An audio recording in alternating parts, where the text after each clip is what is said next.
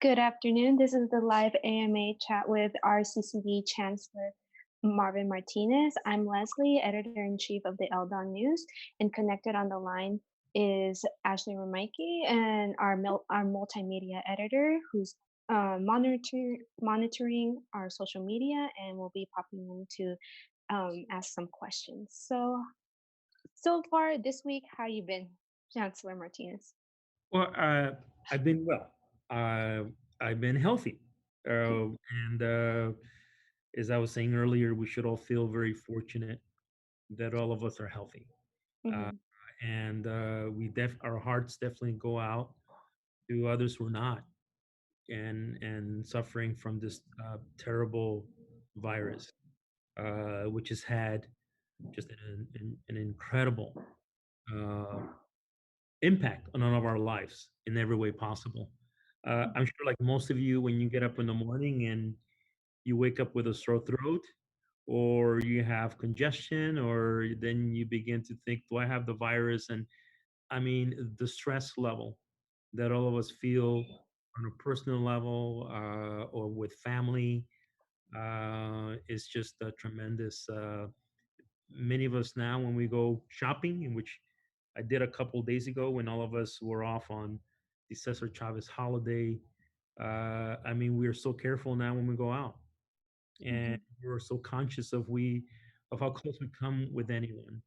Uh, it's I've never seen that before.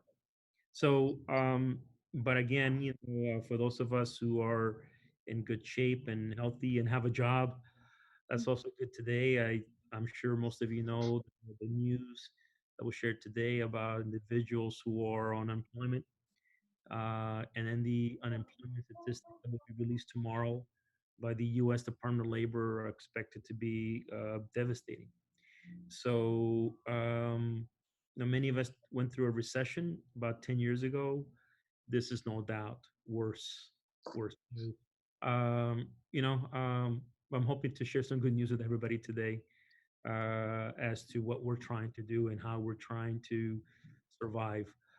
The one note that I want to obviously make to everyone is, really the challenge for us as a country and as a region is, how do we continue with the situation at the same time have a life, at the same time have an economy, uh, and continuing what we can do.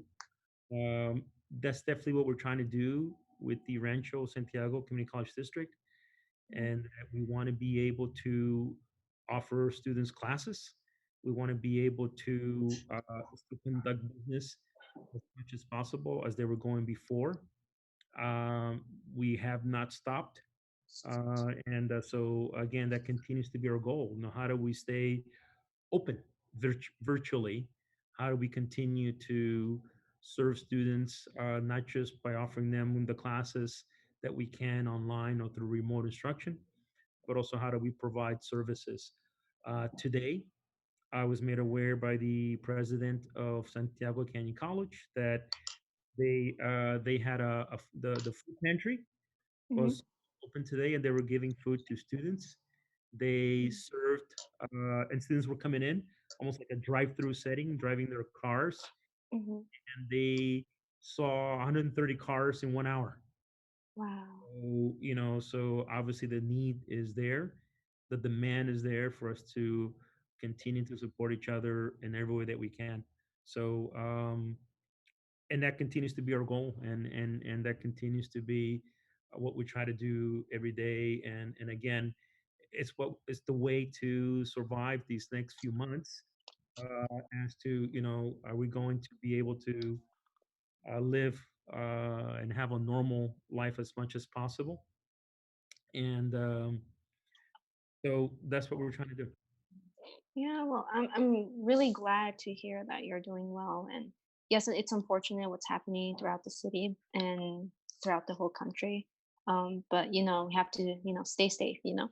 So first of all, before we begin, I would like to thank you again for meeting with us and setting up these schedules and times for this interview weekly. So I really appreciate the time that you take to answer our questions. And So let's jump right in. All Okay. right. So as you may know, the governor announced this week that students will not be returning to campuses for the rest of the academic year. Mhm. Does that apply to the two schools in our district? Yes. What we did this week, we had meetings with our faculty, with Hmm. faculty senates and the faculty unions and classified staff. We conducted a survey and asked faculty, you know, please tell us about number one, how you feel about completing this semester under remote instruction. And just to give you some results, um, 84% of the faculty that were surveyed said yes, let's continue. 82% of the faculty at Santa Ana College all said yes. So the vast majority obviously feel that this is, we want to be able to continue temporary remote instruction. So we will make an announcement tomorrow and send it Hmm. to students to let them know that we will continue with temporary remote instruction. The other decision that we're trying to make, Leslie, is what to do about the summer session because the summer session is coming up. And what I don't want us to do as a district is to just plan day to day. We need to plan as much into the future as we can. So I have expressed to faculty that I believe we should also offer the summer session through remote instruction. And that decision, at least from my part, is based upon what all of us are hearing. So again, if you heard the governor in his last few press conferences that he's had, he anticipates us having a stay home order definitely into June. It could go definitely into the end of the summer. So again, what I don't want to do is start a semester or summer session through remote instruction and then in the middle change it. Don't want to do that. It'll cause confusion and chaos, and definitely don't want that to happen. So again, we'll have an announcement out tomorrow about the spring, and I'm hoping to have an announcement early next week as it relates to the summer session. The other reason we want to be able to make a decision quickly about the summer session is because we need to begin to market and inform students, so that they can make plans. We want to get that information out there as soon as we can, so they know, how this is going to work. Yes, well, we'll be looking forward for that announcement tomorrow. And so, just moving on to the next question, what are the financial implications of the college, and how is the administration handling it right now? Good questions. So let me start at the 50,000 foot level with the legislature in Sacramento. As all of you know, 90+% of our dollars come from Sacramento. Mhm. So we depend a lot on decisions that are made at the legislature as to the dollars that we're going to receive. The legislature right now is not meeting. They are off until April 13th. We anticipate that that date may be extended possibly until mid-May. So they're not going to come together until mid-May. We understand that when they do come together in mid-May, their primary discussion will be, getting a budget passed, but also really dealing with all the emergencies that we have throughout the state. So I'm sure everybody is knocking on their door asking, will you be making additional dollars available to all of us? I'm sure it's not just the community colleges. I'm sure the University of California system is doing the same thing. The California State University system is doing that, K through 12. I'm sure everybody's knocking on their door. So we will, but right now, we don't know yet exactly what's going to happen because they're not meeting. But we are in communication with a number of legislative offices and as well as the governor's office to let them know of our needs. And because there were certain expenditures that we were not planning. For example, we weren't planning to buy all the laptops we had to purchase to give to students, to loan them to students. we had to purchase a number of licenses so we can have access to various online learning technologies. So yeah, so there was a lot of moving of dollars around so that students can have the resources, the technologies, as well as faculty, the resources and technologies they needed to be able to convert from face to face to remote instruction literally overnight. So the money part, great question. I guess in a nutshell, we still don't know, and which is kind of making all of us antsy. But I believe that the state will come through. I believe that the state, they definitely recognize that we are we're going to face difficult financial challenges. So Mhm. Yeah, and speaking about financial challenges, because um, dealing about the school, construction is one of the 16 essentials, industries, that is in, not only like in the state, but like just in general. And is construction on campus, like for example, the health center and the Johnson Center, continuing on schedule, or is that being pushed back? no, it's continuing on schedule. Mhm. So if you have been to SAC lately, you'll see that construction is continuing. Okay. We do anticipate still having the Science Center open in the fall, Mhm. so that's still on track. We anticipate having the Johnson Center opened. I think it's supposed to be next summer or next fall, but it's still on track. Luckily, the governor stated that construction is an essential function and it should continue. So we were lucky there Mhm. because we were concerned that it was not going to be designated as one and thus prolonging the construction, of those facilities. Yeah. Well, it's good to hear that, it's continuing on schedule, and, hopefully, by, next fall semester, and like hopefully this pandemic can subside down, and, we can have that campus community again. Yes. And so continuing on to the next question, we're about 3 weeks into the TRI, the temporary remote instruction. Mhm. And what are the biggest struggles you have seen, our district has seen, with all this remote instruction? What are the faculty struggling with? What are students telling you about, like, these classes that they're having online, and what have you heard from like students in equity services?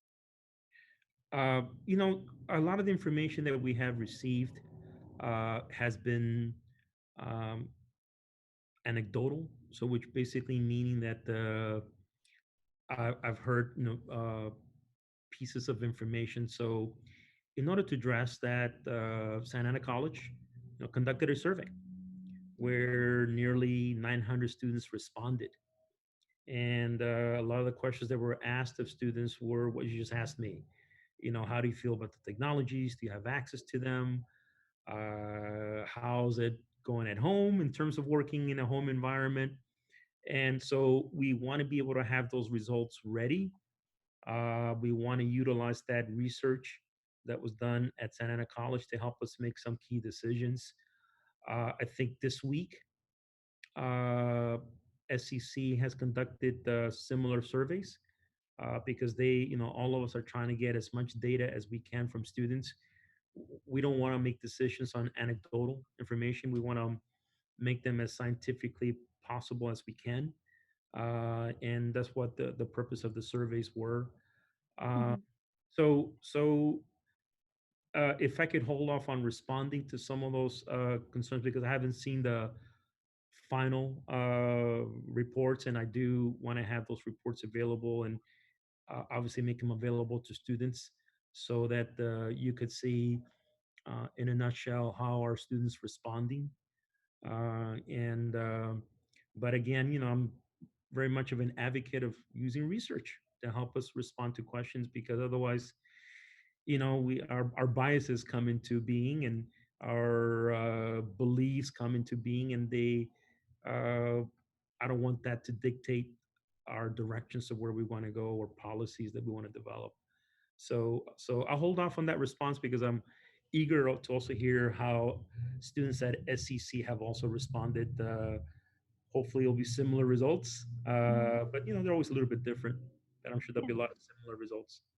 Of course, and I completely understand. So we'll just move on. And so we've been talking to teachers and students, and it seems that one of the more prominent struggles that students specifically are having is keeping a routine, a disciplined routine during this quarantine. And a lot of them are feeling like unmotivated, and some of them have even dropped classes or are thinking of dropping classes due to either they need a job or they're finding a job, they have a job, but they're taking more hours and they don't have that same time that they used to have. Some of them are, the main, breadwinners, of their families. And so they're, taking on more shifts and stuff like that. So from this past week, have there been a significant drop in classes? And are there any suggestions you would like to, like to say to encourage, our students at this time? Again, all good questions. So this week, no, I think it was this week. No, no, it was last week, where State Chancellor Eloy Oakley provided some direction for all of us as to how we can facilitate the refunds of dollars to students if they wish to drop or withdraw from their classes. So we have instituted that at the campuses now. To answer your question, have we seen a significant drop? We have not actually. A good number of our students have decided to stay in their classes, and which I was really happy to see that. Uh, Obviously, there were some students that made decided to drop, but it was not by means a significant number. Um, in our adult education program, there was a lot of classes that we were not able to convert, and so it did affect a good number of the adult students. We want to be able to change that. We want to be able to fix that as much as we can, so we can provide education to the adult education populations out there. But again, with the regular credit program, where the majority of our students are enrolled, we have not noticed at all a significant drop. In fact, most of them have continued. In fact, a good number of them want to know, like just like the question you asked me earlier, are we going to continue with remote instruction? Are we going to continue that even beyond the spring? I think that, I'm sure some students are having a hard time transitioning from face to face to online education, um, because I'm sure it's not for everybody. I get that and understand that. At the same time, we're not looking to have face to face instruction, because even if we did that, I don't see a student coming to a class and being there until a lot of this is over. So, uh, um, you know, but again, we can't do that anyway because we have an executive order that's been issued by the governor that does not allow us for us to do that. So, we we continue to survey students so we can find out more as to what they're doing. um, Again, the other, I think the future challenges for us, if we continue in this mode of instruction, will continue to be for those students that can't afford to pay for internet service. How do we help students pay for the cost of internet service? um, for those students who need laptops, who maybe could not get a laptop now, we definitely want to be able to purchase additional laptops so that they can have access to a laptop, a modern laptop, Mm. not a 5-year-old laptop that they haven't used in a while, that no longer is adaptable to today's technologies. So that, no doubt, will continue to be support that we want to give students. Obviously, now, the other issue that we're facing now is as it relates to commencement ceremonies. Obviously, the executive order continues. I don't see the executive order being done by early June. So we're looking to postpone commencement ceremonies. The colleges are looking at, you know, virtual remote technologies that they somehow can conduct a graduation. Um, so they're looking into it. I'm not really sure what's out there and whether students will want to participate in some type of remote uh, ceremony. But what we're not going to have is we're not going to have obviously 5,000 people, in an area because we just can't do that. We'll be in violation of the order of the governor's executive order. So, so that was one of the other announcements that I did want to make today. And so unfortunately, students will not have an opportunity to participate in a commencement ceremony, and I'm saddened by that because it is one of the highlights, one of the main activities that we do as an institution. And but obviously we can't do that right now.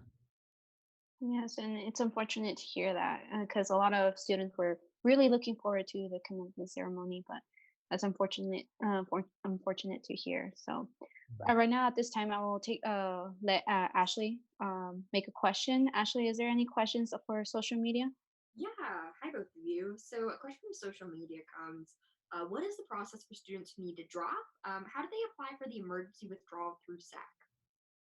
Good question. So I would say, to students to make contact with the admissions offices. So definitely go to the website, and in the website, it should have information for you as to what steps you can take in case you need to withdraw from a class. It should at minimum have a phone number for the admissions office so you can talk to someone.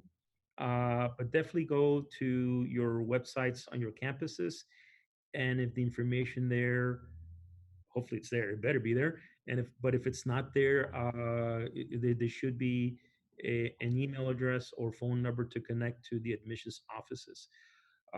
Also, students, I'm sure many of them are connecting with their counselors. Connect with your counselors. I'm sure they will know what directions to give to students in case they need to withdraw from a class. Great, thank you. Mhm. Is there any other questions that our viewers are watching are asking, Ashley? Nothing right now, but we encourage people listening on Instagram, Facebook, Twitter, and YouTube to please share comments um, and yeah, below so we can get them answered. Okay, so we'll just move on.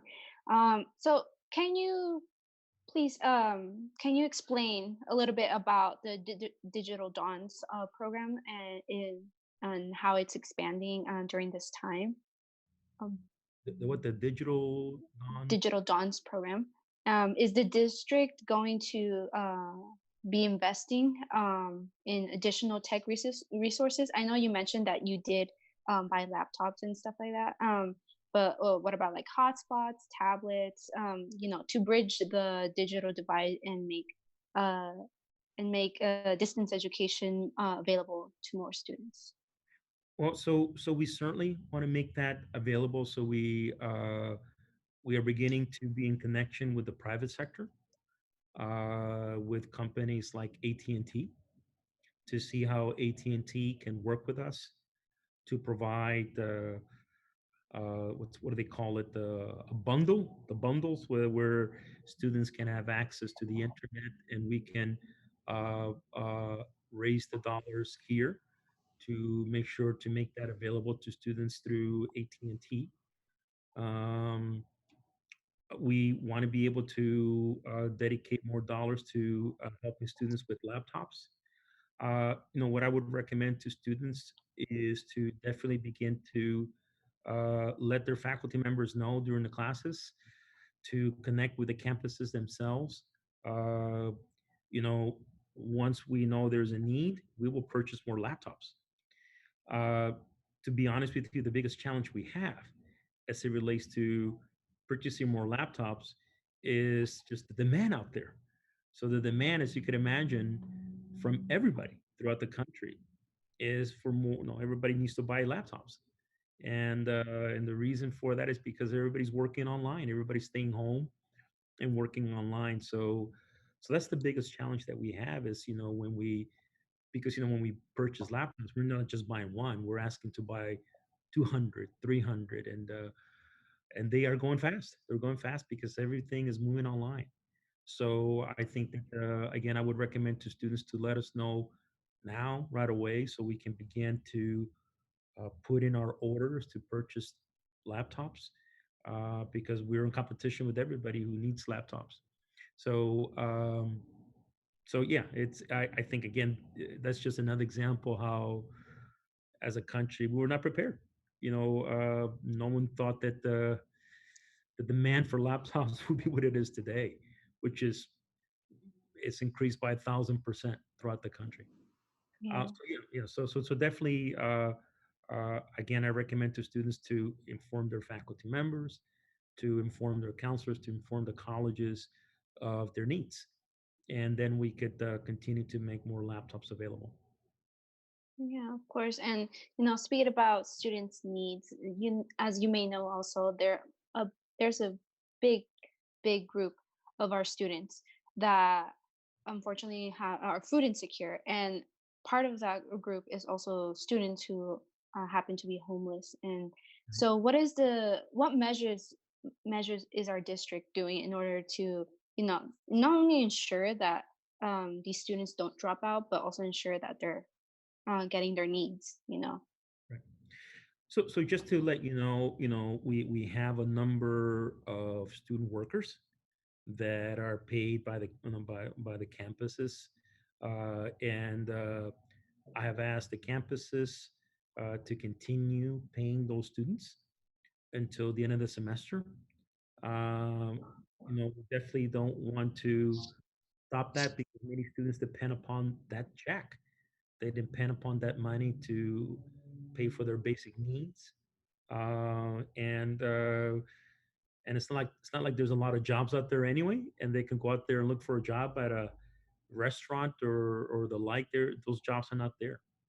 So we are making a commitment to helping students with those costs. The foundations are out there raising money so we can continue to provide students with scholarships and with emergency loans or anything we need to give them so that they have those dollars that they may need to pay for the cost of going to school. And so, again, this is happening so fast, as you know. Um, it was a month ago. What today? This is April 2nd.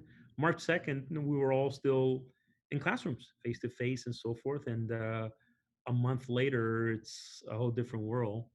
So we are all of us are trying to work as fast as we can to help students. But again, I think what I would recommend to students is to communicate with us in any way that they can via emails. They can send emails to me. They can send emails to their faculty members because we need to know how we can help them.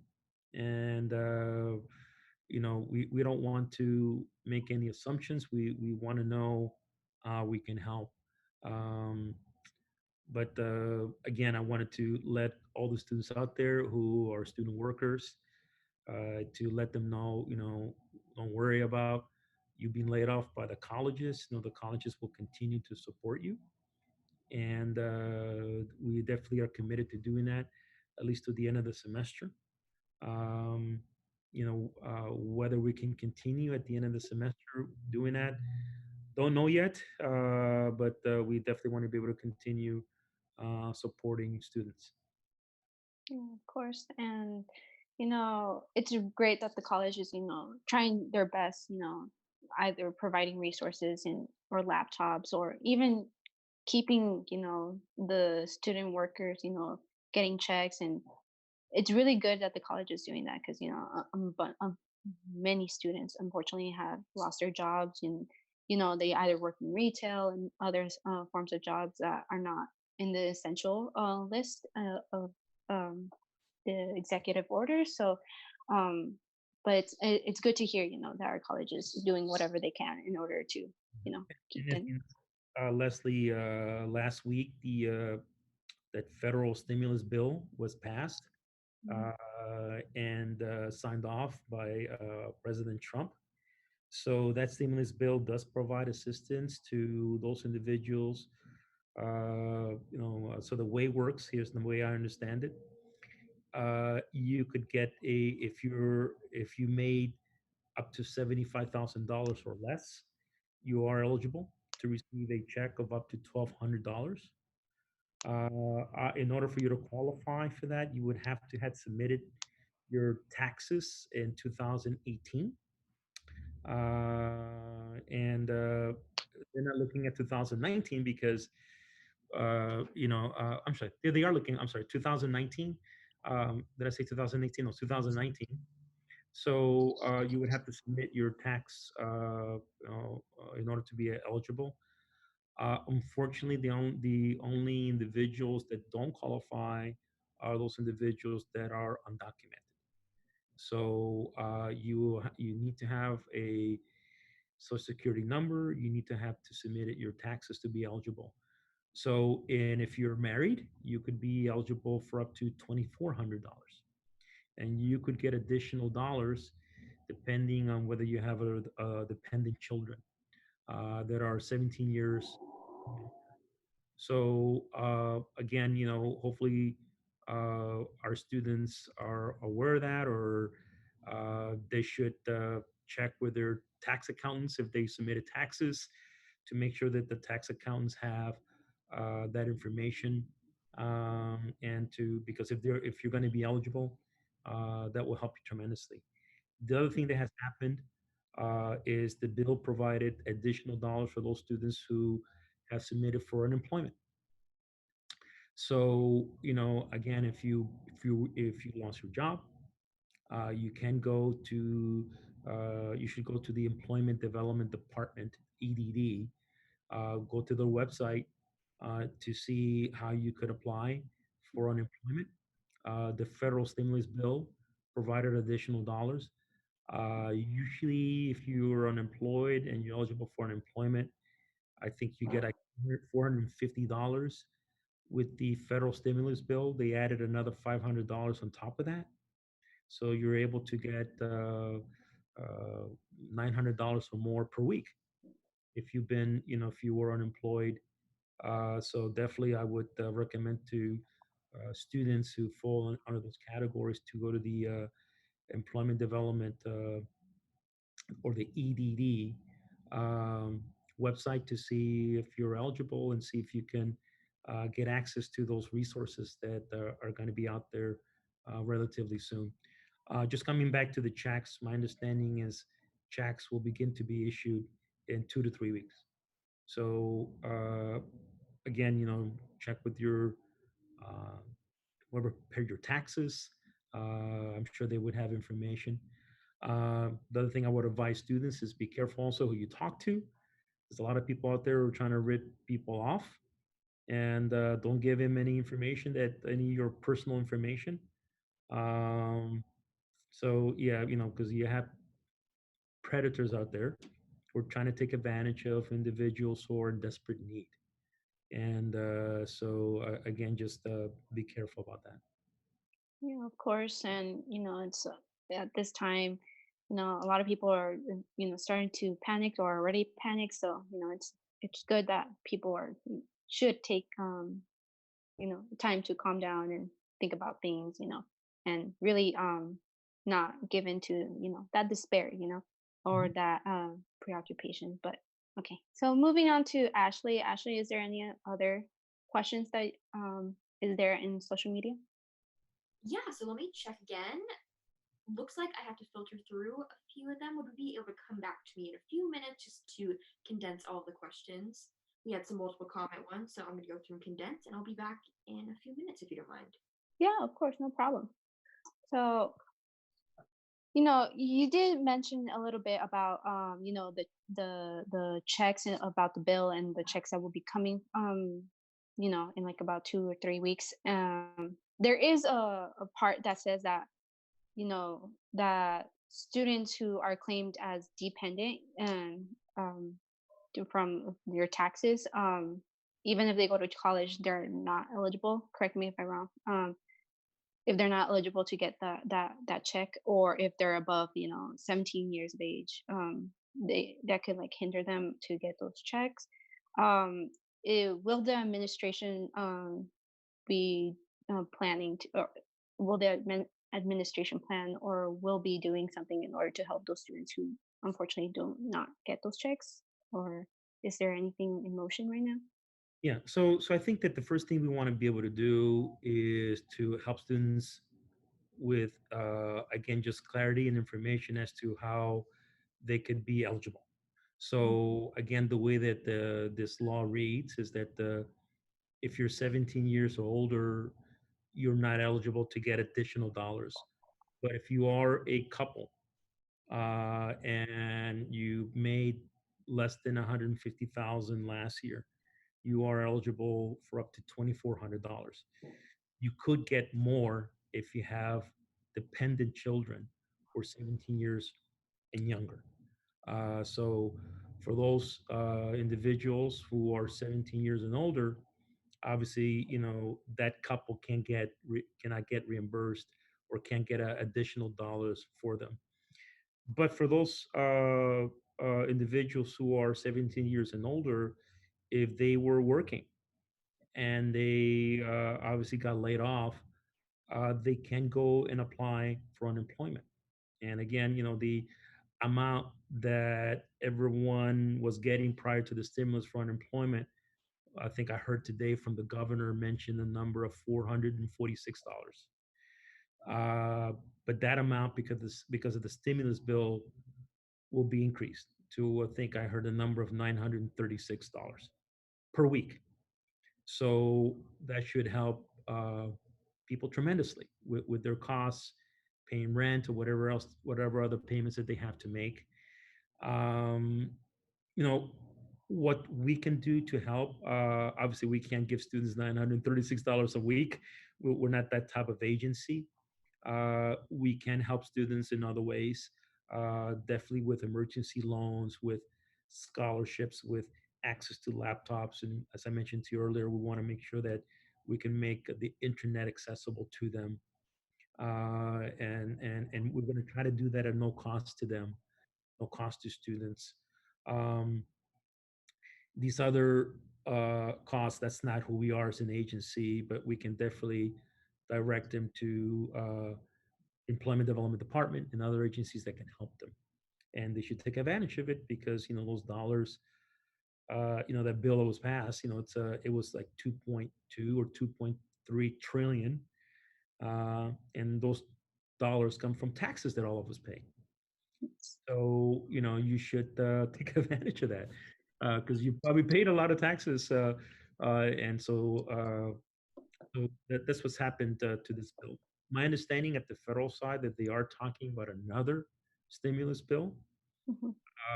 because even though 2.2 trillion sounds, it is a lot of money, no doubt. It's not enough, obviously, for because they were trying to basically spread the wealth around to support as many groups or agencies or businesses as possible. And now they're talking about another bill. It could be of the same size or more to begin to help again Americans in the public as much as possible because the prediction is that this will go for a long time. We could be well into the summer, if not longer. Um, One thing that I wanted to let all of you know, we will be, if this continues, we're beginning to have discussions about what to do about the fall, um, and whether the fall will continue with the stay-at-home order. So we want to continue to begin to prepare for a situation where we could also be in this environment in the fall. And if that's the case, we obviously want to let students know as soon as possible about what the schedule looks like, so they know they can begin to identify the classes that they need to enroll in for the fall. Uh, Mhm. and where I would also love to hear from students is about our student services, our library services, uh, tutoring services, if they are taking advantage of them, or if they're not taking advantage of them, and why not? How do we make them maybe easier to access, or for better use? Um, we need to hear from students about those areas too. No doubt we want to continue to hear about the instructional programs, the classes that they're enrolled in, but also we want to hear about the library. Are they using the virtual library services? We want to hear about tutoring, because I'm sure students still need tutoring. Are they taking Yes. advantage of the tutoring services? And if not, why not? I'm sure students who are about to graduate are trying to find out, am I on path to graduate? How can I double check whether I'm moving in that direction, so I can begin to send my transcripts to the universities that I would like to transfer to. Mhm. For those students who are going to be transferring, definitely check with those universities to see about how they're going to conduct enrollment there. My understanding is that the UCs are relaxing a lot of their admissions requirements, and they should try to make contact with those schools to get as much information that they can. So again, the best way to deal with this crisis is to check the information that's out there, and if that information does not exist, let us know. I don't take it personal. If you need to let me know that it doesn't exist, just again, this is all new to us. I keep saying, March 2nd, which is a month ago, it's a whole different world, and now a month later, we've had to make some major adjustments. And, Yes. and I would definitely continue to encourage students to communicate with us.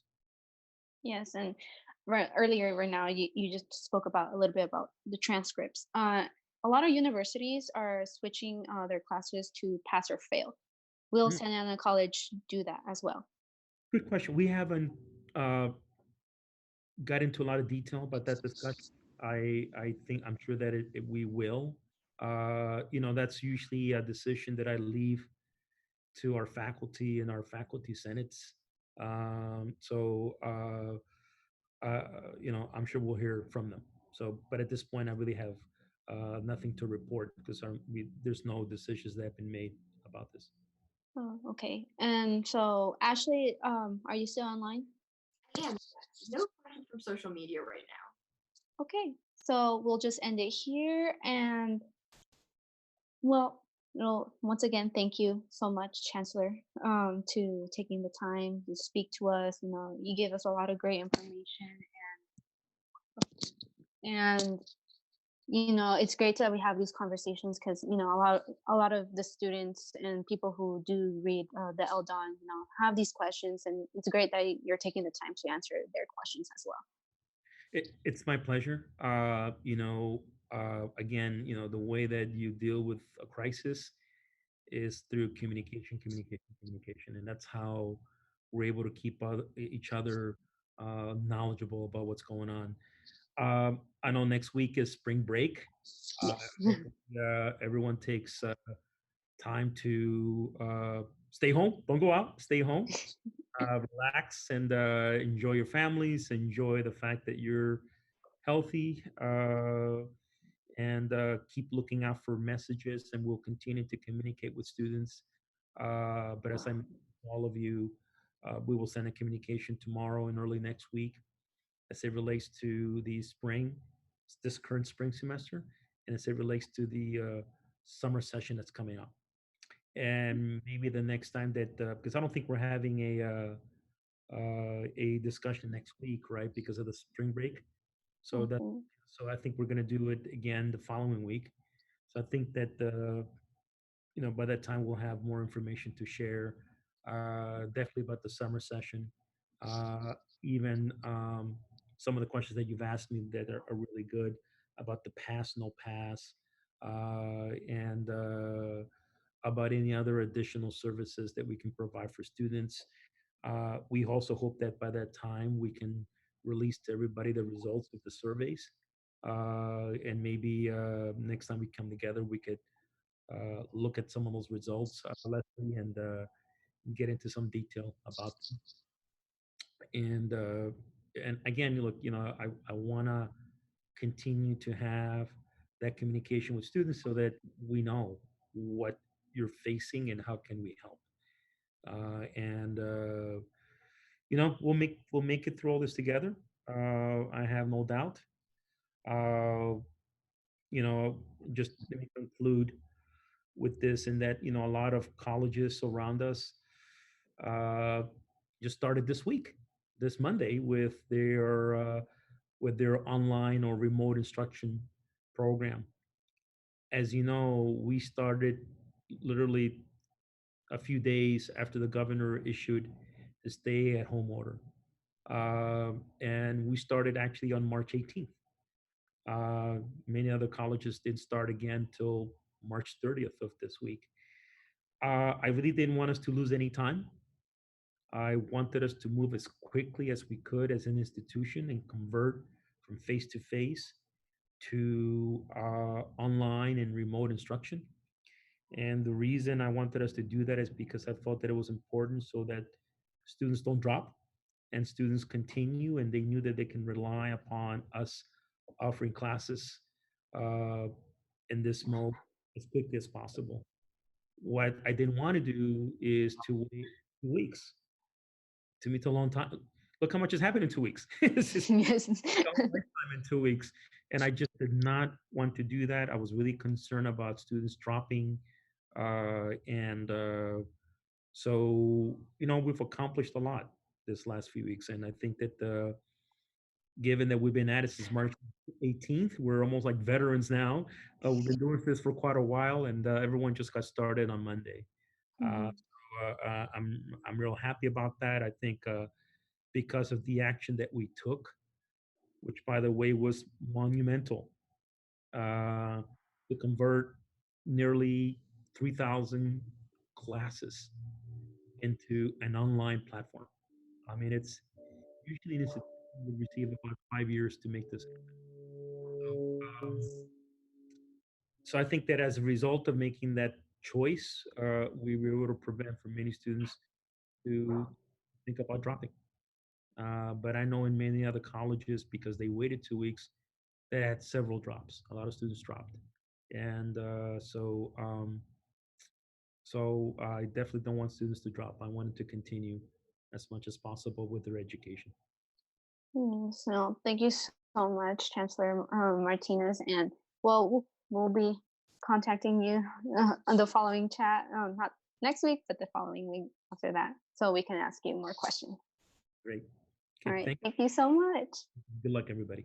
Yes, Stay stay healthy. yes, you too. Goodbye. The recording has stopped.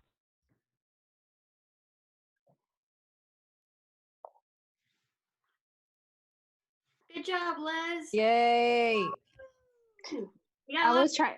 I Yeah, was trying. I was trying really hard to because I got the Slack notifications, but it was like one after another after I'm another, sorry. and it cuts off my screen. It only says like the first 3 words, and then it cuts off, so I couldn't read the full message. Sometimes